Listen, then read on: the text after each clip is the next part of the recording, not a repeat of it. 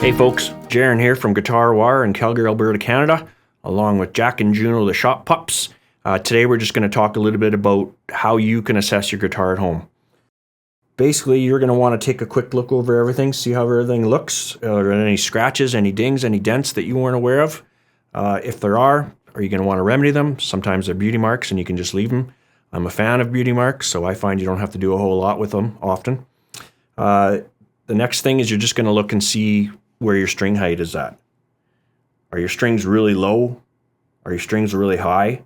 Oftentimes, you'll be able to determine what needs to be done based on how it's playing in terms of, has it become uncomfortable to play?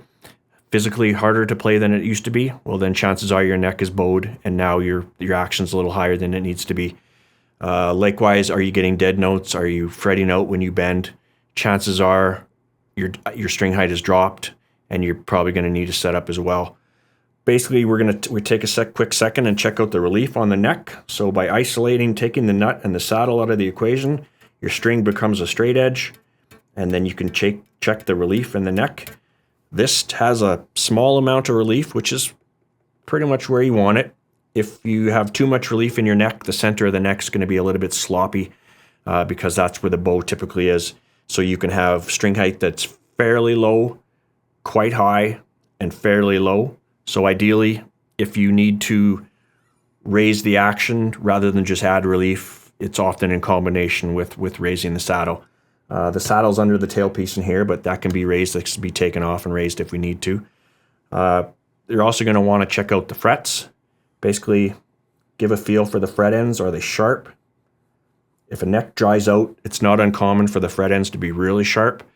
Typically in the winter months here in Canada, the guitars can dry out pretty fast. And if it's a newer guitar and if it came from a humid climate, it's not uncommon for the frets to be really sharp. So oftentimes people think, well, I'll just rehumidify it and that'll fix the problem. And it may fix the problem, but chasing an endless battle with humidity could be a bit of a challenge.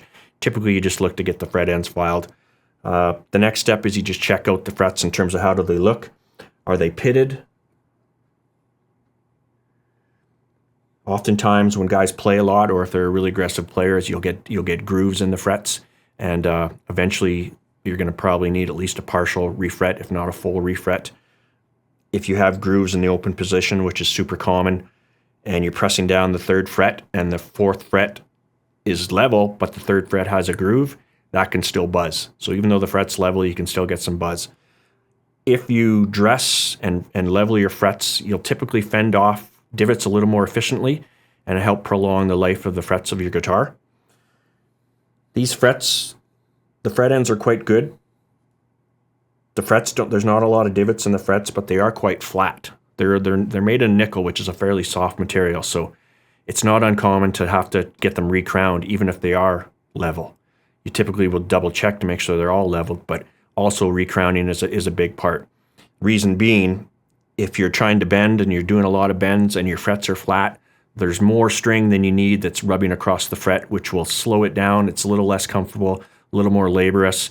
If you get them crowned properly where the tip of the fret is just an arc, then it'll feel a lot better. It's one of those things that people don't always recognize is a problem in terms of playability until it's remedied, and then they'll often talk about how much easier it is to bend and how much more comfortable it is to play.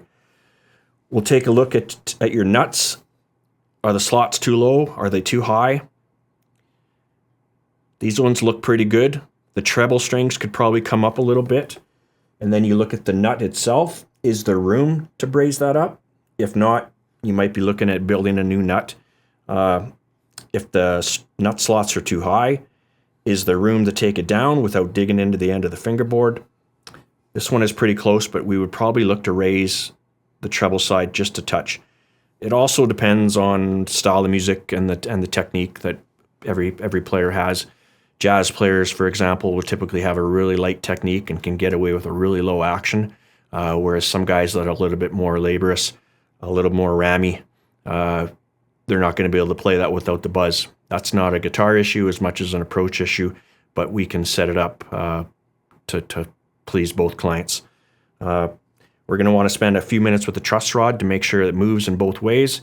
That way, if there's too much relief, we need to make sure we can take the relief out If the neck is back bowed, meaning the neck is actually dropping down past around the 5th fret, then we need to see if there's actually relief room in the neck, meaning can we loosen off the truss rod and get some relief, get the neck straight, or add some relief into the guitar. It's not uncommon for a guitar to be back bowed or too straight and the truss rod is loosened off all the way. In that instance, there's not a ton of things you can do, one of them being put a slightly heavier gauge string on, which will increase tension on the neck, which can help remedy that. Another option is potentially raise the nut slots, potentially raise the saddle, and on acoustic, the saddle slots.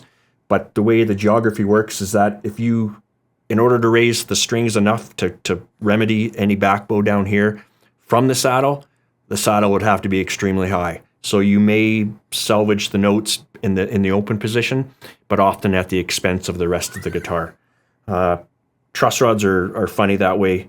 Sometimes they can be maxed out in one way or the other. Either you can't add relief or you can't take relief out. In that instance, it's a bigger job that you have to have a slightly different approach. I'm going to plug this one in and give it a quick play and see how it feels and see how it sounds. We're going to want to try to play pretty much every note on the neck so we can get a really good idea of what's coming and what's not.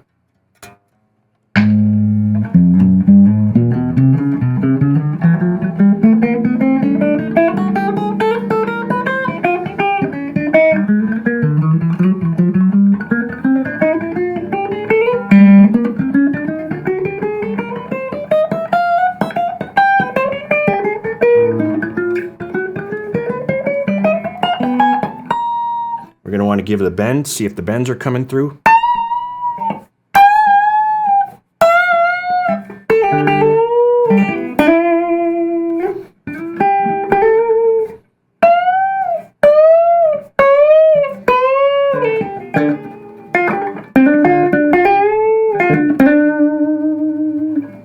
This one's playing all right.